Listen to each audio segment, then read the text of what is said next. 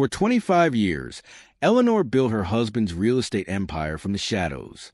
So when he handed her divorce papers at their silver anniversary gala and introduced his young new partner, he expected her to quietly disappear with a miserable settlement. He thought he had taken absolutely everything. But as he confidently prepared to break ground on his billion-dollar crown jewel project, he forgot one devastating detail.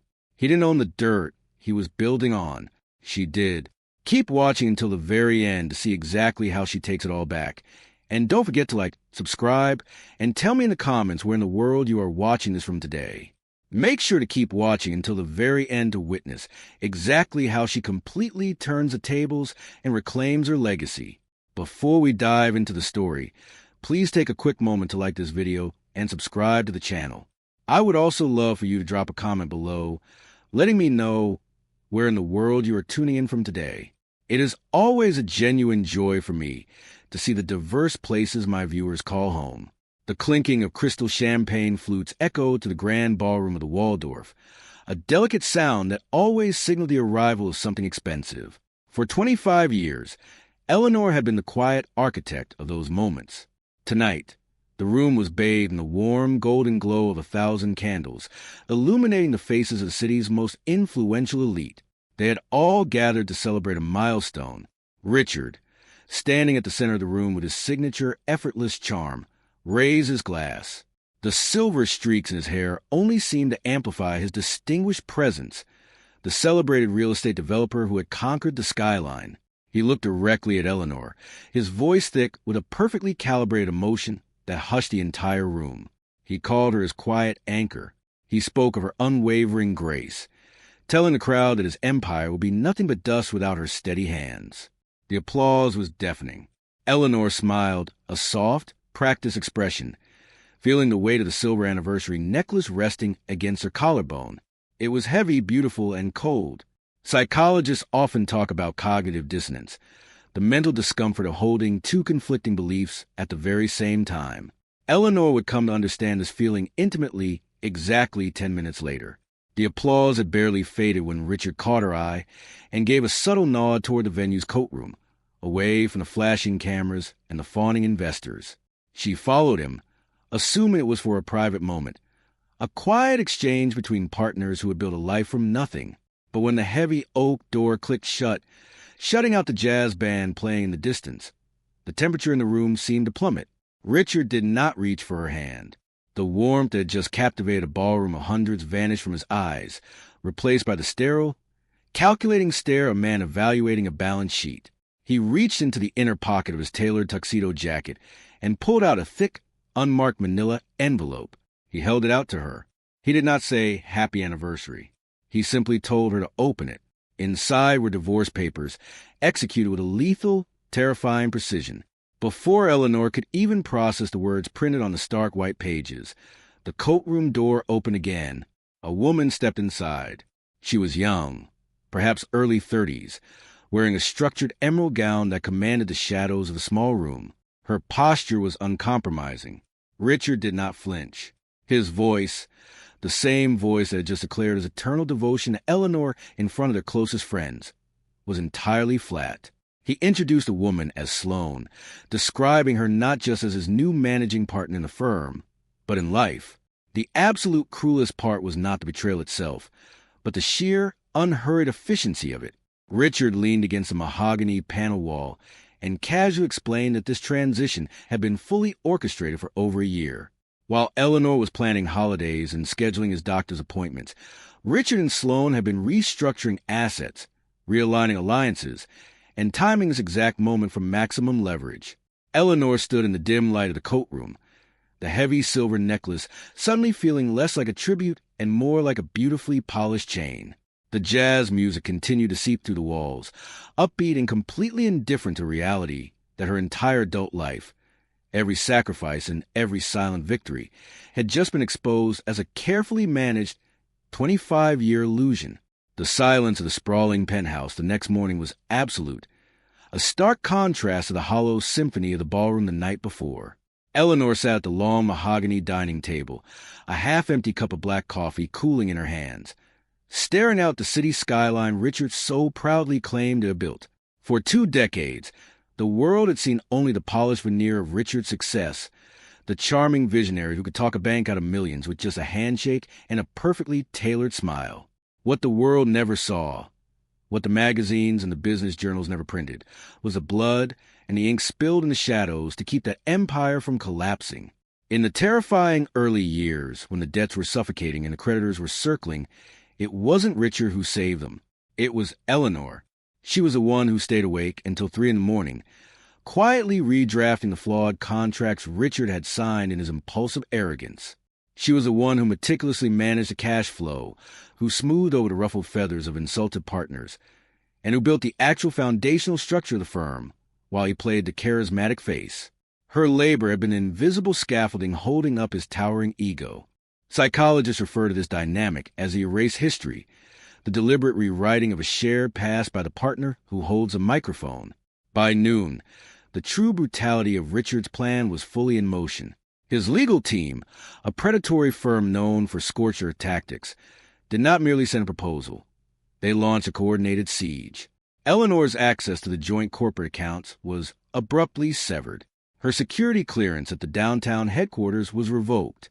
When the courier arrived at the penthouse, he delivered a settlement offer so aggressively lowball, it was designed not just to separate her from her assets, but to insult her very existence. The language in the 70-page document was meticulously crafted to strip her of her professional dignity. They categorized her 25 years of exhaustive, empire-saving labor as a mere domestic presence, legally framing her as nothing more than a supportive spouse who occasionally hosted dinner parties. It was a calculated attempt to completely erase her from the financial legacy she had built with her own 2 hands. But the most glaring omission in that thick stack of legal documents was what it actively excluded. Buried in the technical jargon was a clause designed to ensure Eleanor had absolutely zero claim to Richard's upcoming crown jewel, the Coastal Ridge estate. This was not just another housing development. It was a massive, unprecedented luxury project that Richard intended to be his ultimate legacy. It was a sprawling, multi-billion-dollar vision of cliffside mansions and exclusive resorts that would cement his name in the annals of the city's history permanently. Richard and Sloane had structured the divorce specifically to protect this project, banking on the assumption that Eleanor was too financially paralyzed, too emotionally shattered, and simply too weak to fight back against a machine that had been preparing for war for over a year. They believed they had successfully reduced a formidable partner to a helpless spectator, banking on her expected silence. They expected her to quietly accept the crumbs they offered and fade into a polite, invisible retirement. What they fundamentally failed to understand was that the woman who knew how to build the scaffolding also knew exactly where the weak points were hidden. The Coastal Ridge was not merely a piece of real estate. It was an altar to Richard's ambition, stretching across miles of untamed, breathtaking cliffside overlooking the churning gray expanse of the Atlantic. The land was a developer's absolute dream.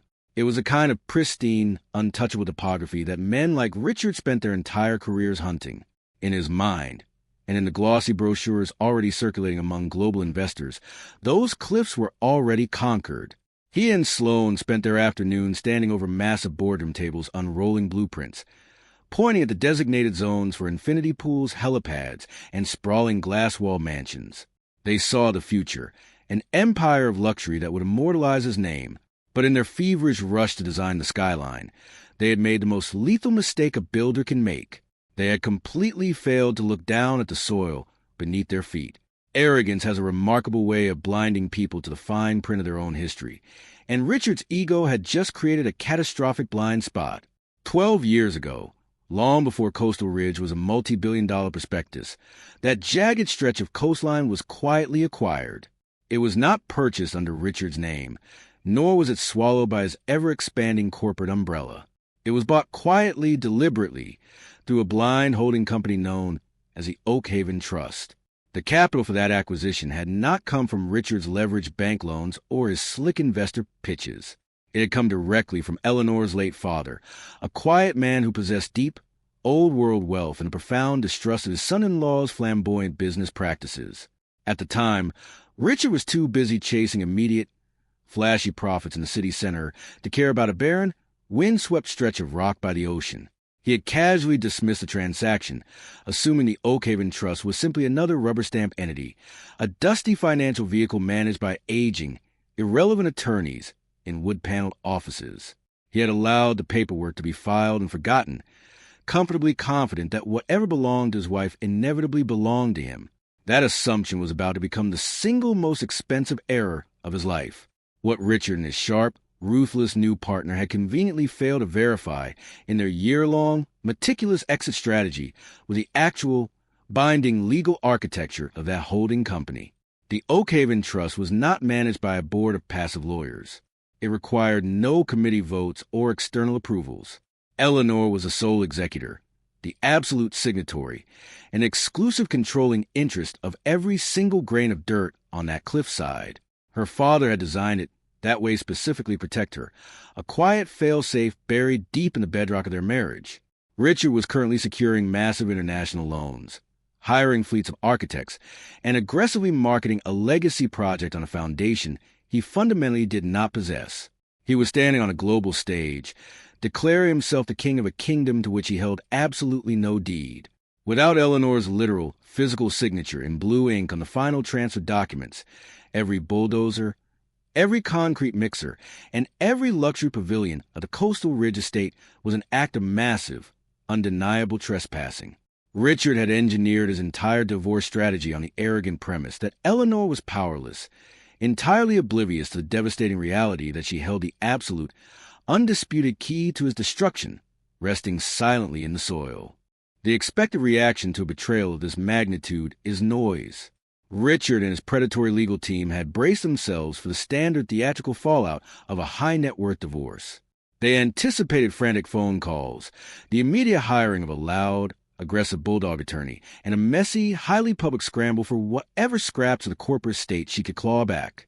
They had practically budgeted for her hysteria, ready to use her emotional reactions as proof of her instability in court.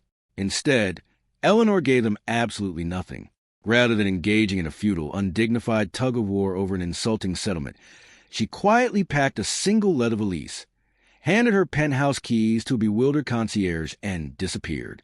She retreated to a modest, winterized cabin in the Berkshires that had been in her family for generations. It was a place of rough-hewn pine and deep, echoing quiet, entirely removed from the sterile glass and aggressive ambition of the life she had just left behind. There, surrounded by the scent of wood smoke and old paper, Eleanor did not weep over the ashes of her marriage. She sat by the stone fireplace, poured a single glass of neat bourbon, and turned on the television. The screen flickered with the vibrant, self-satisfied faces of Richard and Sloane. They were everywhere. The aggressive media campaign for the Coastal Ridge estate had officially launched, and Richard was soaking in the adulation. Eleanor watched with a cold, clinical detachment as the pair appeared on morning financial shows and local news networks, enthusiastically bragging about the upcoming, highly publicized groundbreaking ceremony. Richard, looking every inch the conquering visionary, detailed how they were already pre-selling millions of dollars in luxury lots to prestigious international buyers. Sloane stood at his side, smiling sharply, presenting the glossy, high-definition renderings of cliffside infinity pools and sprawling estates. They were not just selling land.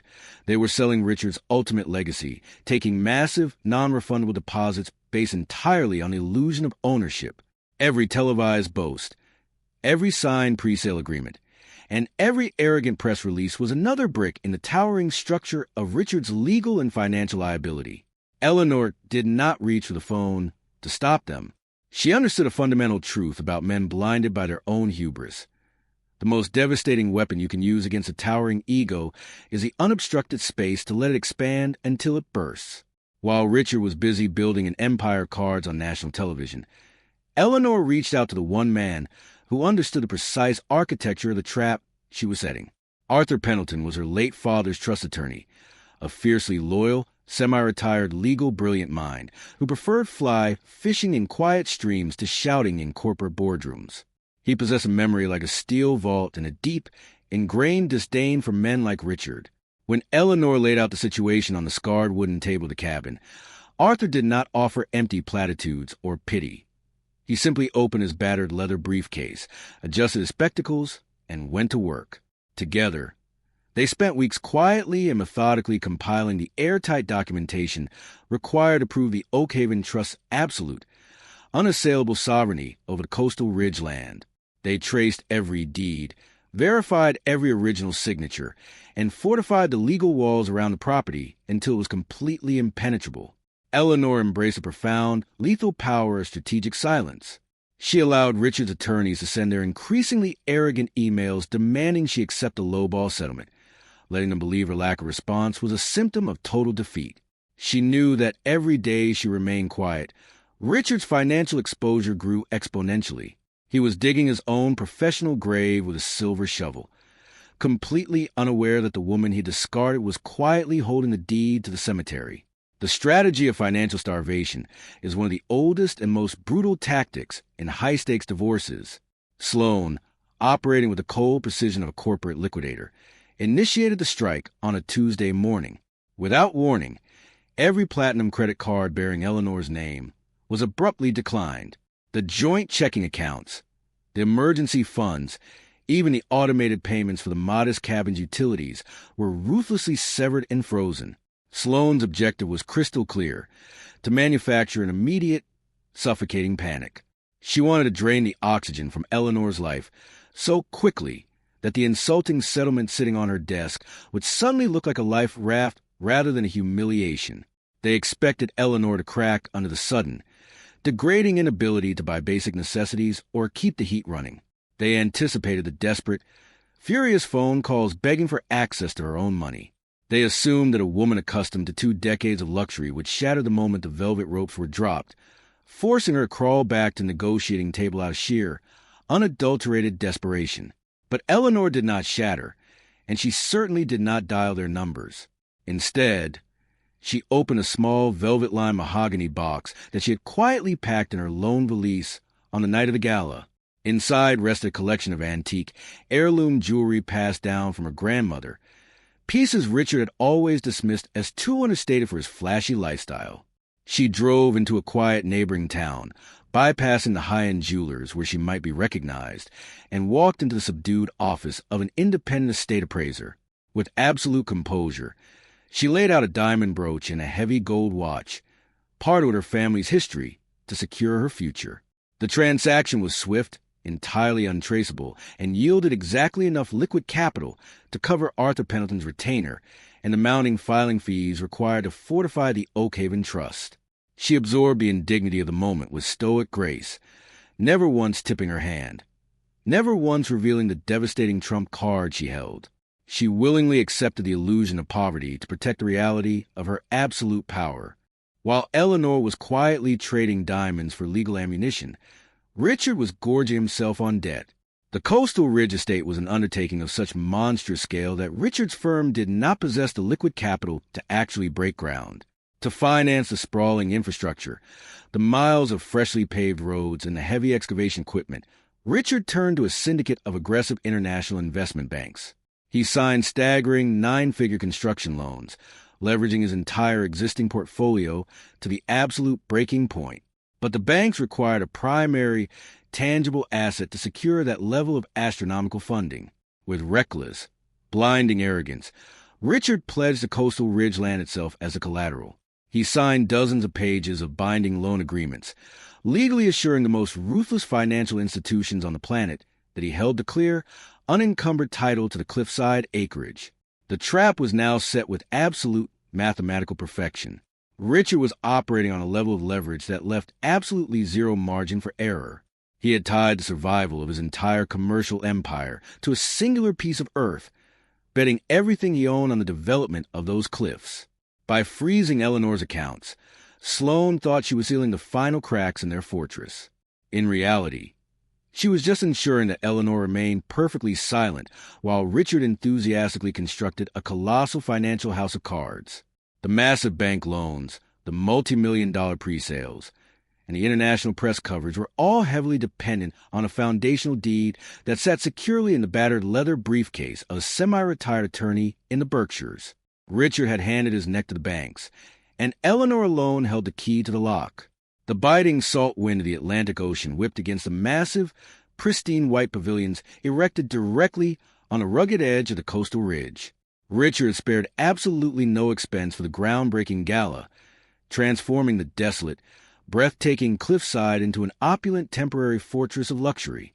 Fleets of black town cars and imported sports cars lined the newly paved access road, discharging a highly curated guest list of city officials, heavy-hitting international investors, and a swarm of eager local press. Waiters in crisp white jackets moved fluidly through the throngs of the city's elite, carrying silver trays heavy with crystal champagne flutes and imported caviar. The atmosphere crackled with the electric, intoxicating energy of massive impending wealth.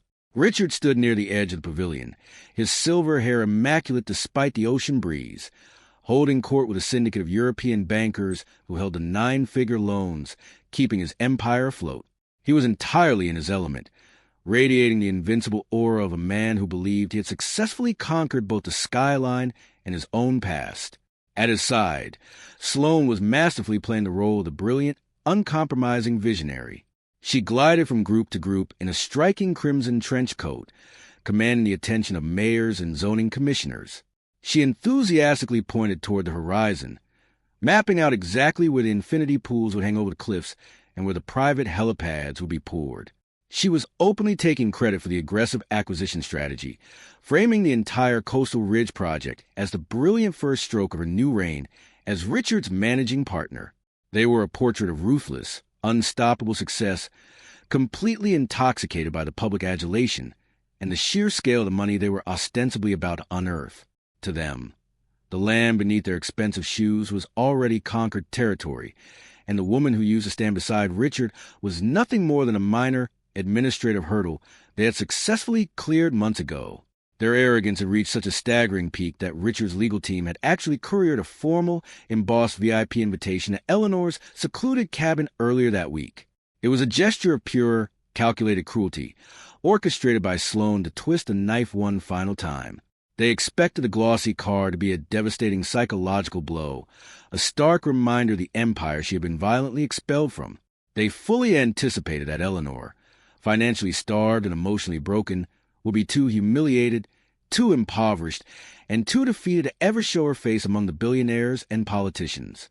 They assumed she was sitting alone in the dark woods, weeping over the final triumph of her replacement. Instead, Eleanor was standing in front of a mirror, quietly buttoning a perfectly tailored, immaculate charcoal wool suit. It was not the gown of a supporting spouse. It was the armor of an executor. She wore no flashy jewelry, only the heavy gold watch she had chosen not to sell, its steady ticking the only sound in the silent cabin. She picked up her keys, walked out into the crisp morning air, and drove the winding coastal road toward the site. When her modest sedan pulled into the line of gleaming luxury vehicles at the valet stand, a few heads began to turn. Eleanor stepped out onto the gravel, her posture straight, her expression an unreadable, absolute calm. The ocean wind caught the edge of her jacket as she walked past the bewildered security guards and directly toward the gleaming white pavilions. She had allowed them to build their stage, and now she was finally stepping out of the shadows to deliver the closing act. The moment Eleanor crossed the threshold of the main pavilion, the ambient hum of polite conversation visibly fractured. It started as a subtle ripple. A few turned heads and lowered voices among the older attendees who instantly recognized a woman who had spent 2 decades quietly holding Richard's empire together. In a sea of aggressively vibrant cocktail dresses and sharp, flashy tuxedos, Eleanor's immaculate charcoal wool suit stood out like a sharpened blade. She moved with an unhurried, predatory grace, holding a single glass of sparkling water, her expression radiating absolute, unnerving serenity. It took exactly 40 seconds for Richard and Sloane to spot her. The color instantly drained from Richard's face, quickly replaced by a flush of panicked anger. He abruptly abandoned a conversation with the city mayor and marched toward Eleanor, with Sloane trailing half a step behind, her crimson trench coat suddenly looking less like a mantle of victory and more like a warning flag. They intercepted her near the sprawling ice sculpture that anchored the center of the room, desperate to contain what they assumed was a brewing public meltdown. Richard adopted a deeply patronizing, hushed tone, the kind of voice one might use to soothe an erratic child. He leaned in, trying to physically crowd her space, whispering that she was embarrassing herself and that arriving uninvited to his triumph was a clear sign she was struggling to accept reality. Sloane quickly chimed in, projecting her voice just loud enough for the nearest waiters to hear, expressing a dripping, venomous pity. She offered to have a driver take Eleanor home, subtly trying to frame her to the surrounding guests as the bitter, unstable ex-wife who simply could not let go of the past. They expected tears, a raised voice, or perhaps a desperate plea for attention. Instead, Eleanor merely offered them a small, devastatingly polite smile. She did not defend herself. She did not match their frantic, hushed energy. She simply looked at Richard, her eyes entirely devoid of the warmth he relied on for 25 years, and softly noted that it was a beautiful day for a walk on her father's favorite coastline. Before either of them could decipher the weight of that statement, she gracefully sidestepped their blockade and walked directly toward the syndicate of European bankers holding Richard's massive construction loans. Eleanor did not introduce herself to the financiers as a discarded spouse seeking revenge. She engaged them as an intellectual equal possessing intimate, hyper-specific knowledge of the very earth they were standing on. When the lead investor from Frankfurt politely inquired about her connection to the project, she smoothly pivoted the conversation to the complex geology of the coastal ridge. She began dropping subtle, highly technical observations about the underlying bedrock stability and the region's notoriously archaic zoning laws. She casually mentioned the obscure municipal variances and the historical deed restrictions that strictly govern commercial excavation on this particular stretch of the cliffs.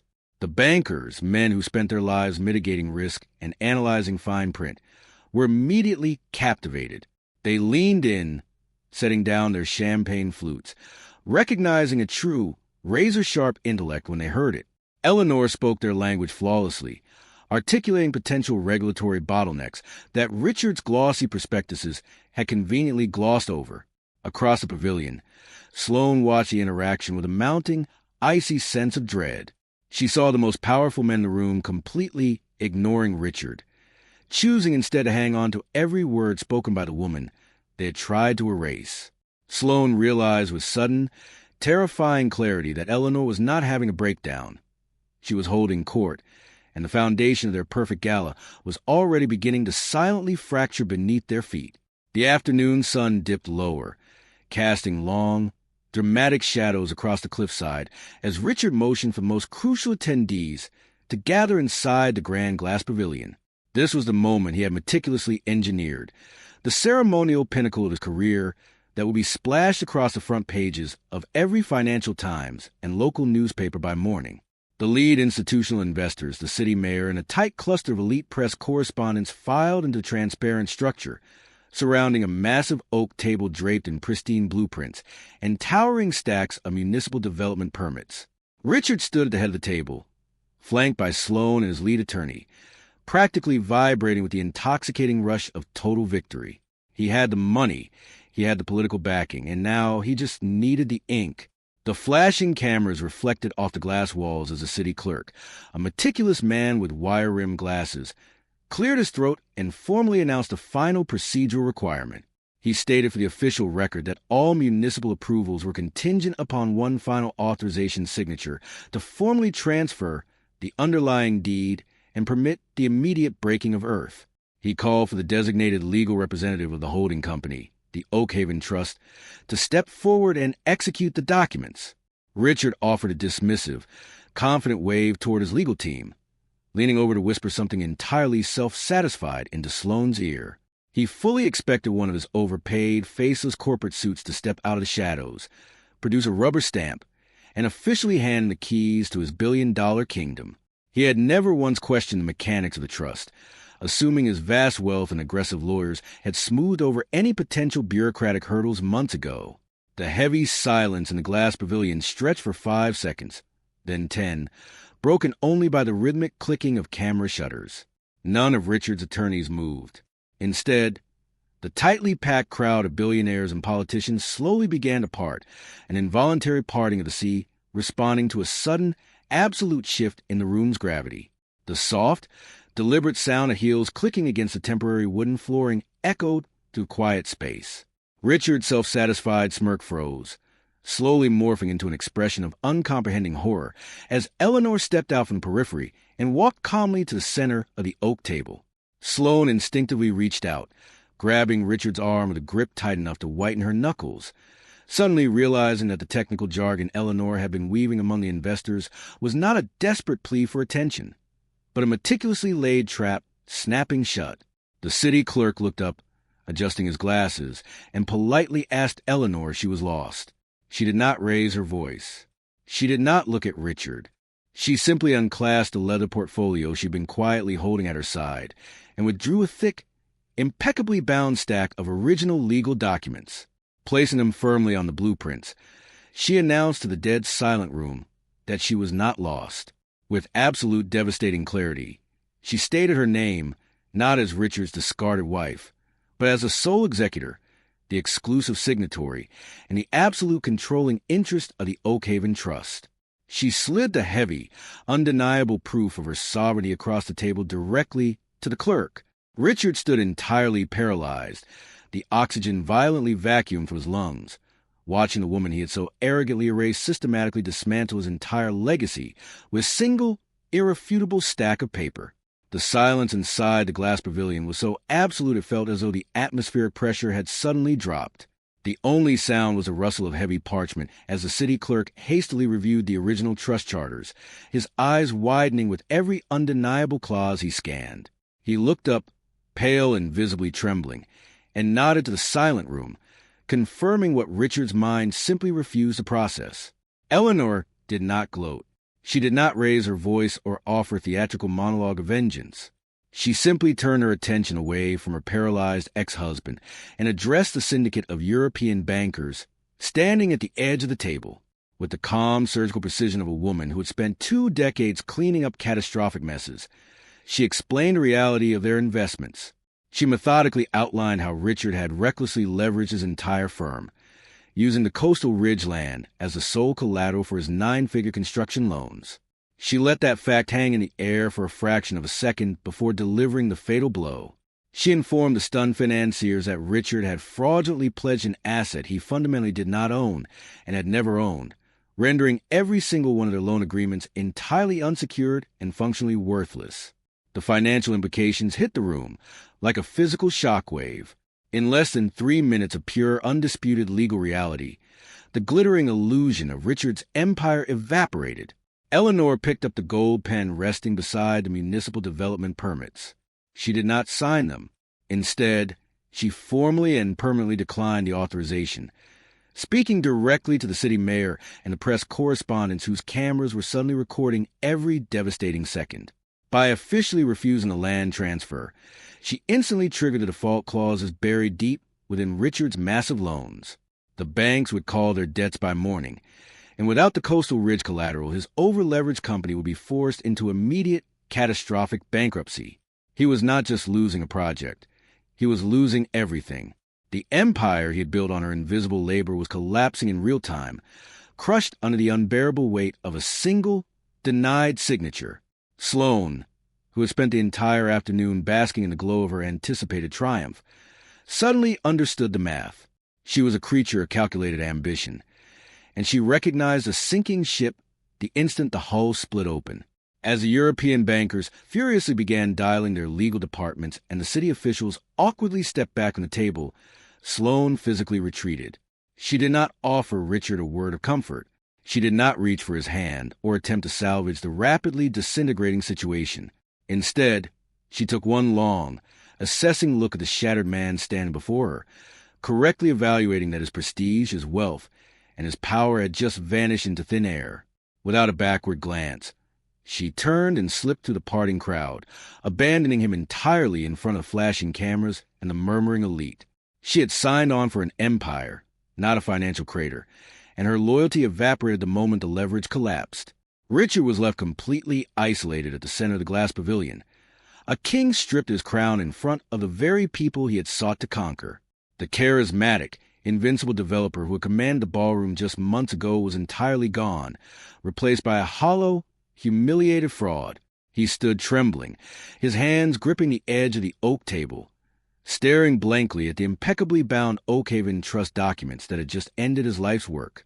The city's elite, the investors, the politicians, they were all looking at him not with respect, but with profound, uncomfortable pity. Eleanor did not stay to watch him crumble. Having spoken the truth, she calmly fastened the clasp of her leather portfolio, turned her back on the wreckage of his ego, and walked out into the fading sunlight, leaving him alone in a glass house of his own making. 6 months is not a very long time in the grand architecture of a human life, but it is more than enough time for a poorly built empire to completely turn to dust. The fallout from the Coastal Ridge Gala was as swift as it was absolute. Stripped of the land that served as a singular colossal collateral, Richard's firm collapsed under the crushing, immediate weight of 9-figure defaults. The European syndicates did not hesitate. They called in their loans, triggering an avalanche of aggressive litigation that legally dismantled his company piece by piece. The glossy downtown headquarters was shuttered, the luxury cars were repossessed, and the charming visionary who had once commanded the skyline was reduced to a cautionary tale whispered in the corners of quiet boardrooms. Sloane, true to her nature, had vanished into corporate ether the very next morning, quickly attaching herself to a new, more solvent mentor on the opposite coast. Richard was left with exactly what he had earned: a mountain of debt, a shattered reputation, and a profound, echoing emptiness of a life built entirely on the exploited labor of others. Far removed from the wreckage of the city center, the coastal winds continued to sweep across the jagged, pristine cliffs of the Oakhaven property, completely indifferent to the financial ruins left in their wake. But the land was no longer just an untouchable family holding. Eleanor had returned to the sweeping expanse of the coast, not to build glass monuments to her own ego, but to secure a vastly different kind of legacy. She had partnered with a powerful National Nature Conservancy, permanently placing the thousands of acres of oceanfront property into an irrevocable, protected public trust, where Richard and Sloane had aggressively mapped out private helipads and exclusive, walled-off infinity pools. There were now meticulously maintained hiking trails winding through the ancient coastal pines. Where they had envisioned a fortress for the ultra-wealthy, Eleanor had created a sanctuary for anyone seeking the quiet, enduring beauty of the natural world. She had taken the foundation of his greatest greed and transformed it into a monument of permanent, unassailable preservation. On a crisp, brilliantly clear Tuesday afternoon, Eleanor sat alone on a simple, weathered wooden bench positioned perfectly at the edge of the highest bluff. She wore the heavy gold watch she had never pawned, its steady ticking harmonizing with the rhythmic crashing of the Atlantic waves hundreds of feet below. She watched the pair of hawks riding the thermal currents, feeling a profound, deeply rooted peace that had eluded her for decades. For 25 years, she had allowed her immense capabilities, her sharp intellect, and her quiet strength to be seamlessly absorbed by a man who fundamentally lacked the capacity to see them. She had believed the lie that her worth was tethered to her utility in the shadows. But the absolute truth, the undeniable reality she now breathed in with the salty coastal air, was that value does not require an audience to exist. Your worth is not diminished simply because the person standing closest to you is completely blind to it. Power does not always announce itself with a microphone or a sudden, theatrical demand for attention. True power is a quiet, unbreakable knowledge of exactly who you are and what you hold. It is a serene confidence to let others build their arrogant illusions, knowing you possess the power to simply pull the earth from beneath them whenever you choose. If you have ever felt invisible, if you have ever been a quiet anchor in someone else's storm, remember that your silence is not a weakness. It is the space where you build your strength. If Eleanor's journey reminded you of your own quiet power, or if you simply appreciate a story where true worth reclaims a horizon, please take a moment to like this video, subscribe to the channel, and share this story with someone who might need a reminder of their own unshakable value today.